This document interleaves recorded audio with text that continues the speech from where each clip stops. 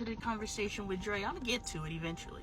So anyway, he doesn't see any physical damage with Bailey, but I'm thinking about the emotional and psychological damage that I've done to my child by being emotionally unavailable to her in her formidable years. My master's is in elementary education. Early childhood development was one of the classes that I had to take. I think if you're raising a child, you should take an early childhood development class. That shifted my whole perspective.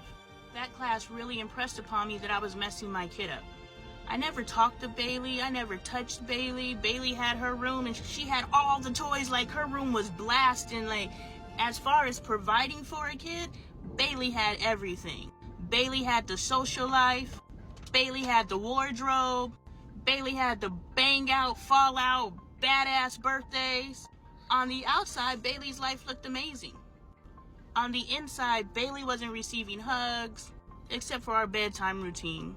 I wasn't talking to Bailey because I didn't know that you're supposed to talk to your kids and that's how they learn how to talk. I didn't know a lot of stuff. It was actually my cousin, who's a speech therapist or whatever her title is, who was talking to Bailey at a family event and was just like, your child is verbally delayed. And I was a young mom, so I was only putting her in the daycares that I could afford. But then I put her into a preschool and she had a language explosion. But we don't know what we're doing. We're just playing it by ear. That's why I'm putting this content out here, because there's no manual to parenting, but maybe there could be. So anyway, Dre's about to get in the truck, so let me finish this up. Anyway, damage to a child isn't just physical. Damage to a child is emotional, and the things that we say and the things that we do to our kid leaves lasting damage. The things that we don't do leaves lasting damage.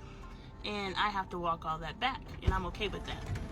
Something that I did on my journey to manifestation and reshifting my reality, and I wanted to share this because I was sitting on the toilet and I was like, oh shit, literally, just playing. But I put these note cards, I'm sure you probably see them in the background of a lot of my videos. Whenever I'm walking around, you'll see cards on my walls. I put all these cards on my walls because as you walk through the room, you can look at the walls and you can just repeat different affirmations. I may or may not have gotten it from being Mary Jane. Don't know where I picked it up, but I'm doing it.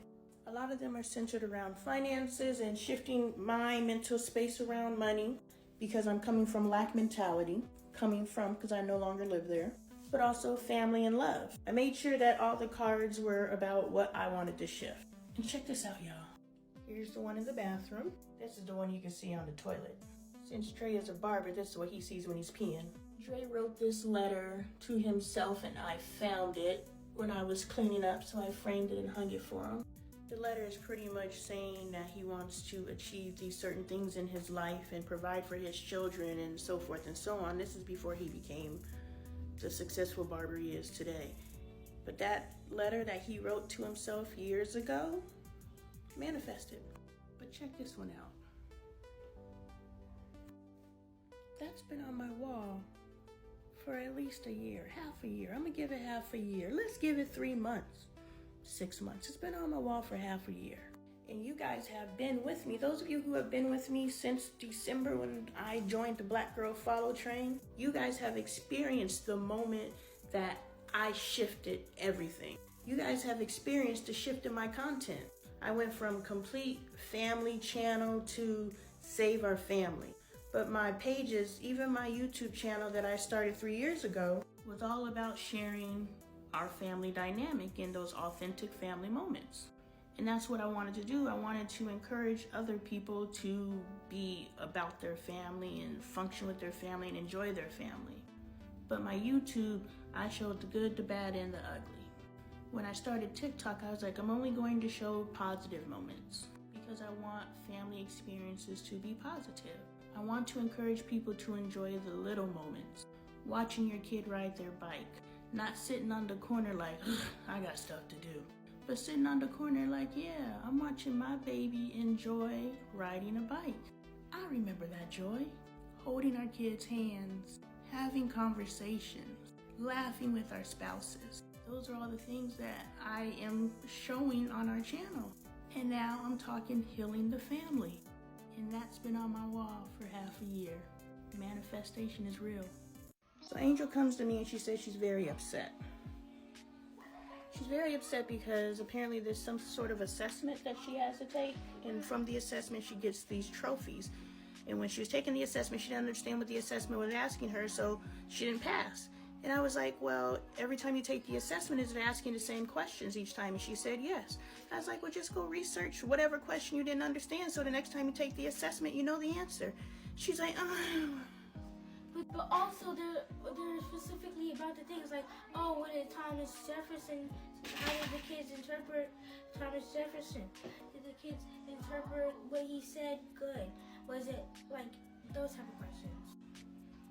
Okay, so whatever they're asking, there has to be an answer. Probably in 2023, you could probably find that assessment on the internet, but you know, I ain't gonna teach my kid to cheat.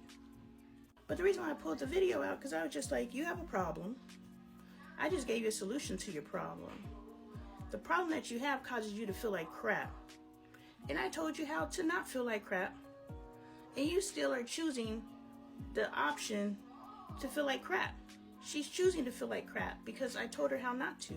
So, and this isn't Angel so much so as we need to realize that we are choosing our unhappiness. We are choosing to stay in a space that, yeah, we know there's a better way, but we don't want to do the work. And so it's just, let's do better for us. We have to do better for us. If there's something that we identify in our life, it could be something like an assessment, or it can be some sort of behavior that we exhibit. Whatever it is, identify it and commit to yourself to do the work, to rectify it, and to be in a better space. Why do you want to be upset? You don't. So you have to want to do the work. You have to want to feel better more than you want to not. That didn't make no sense, but I can't delete it. You have to want to feel better and be in a better space overall than you're being comfortable with feeling bad. We're all used to feeling bad. Some of us don't even know what feeling good feels like.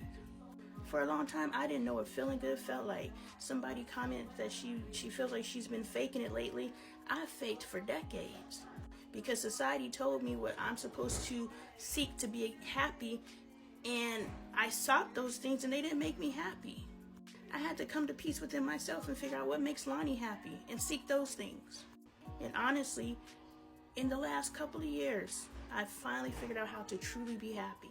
But I've been doing work since I was 15. I've been doing the uncomfortable things that I don't want to do and asking and answering the uncomfortable questions so that I could be okay. And you need to do that too.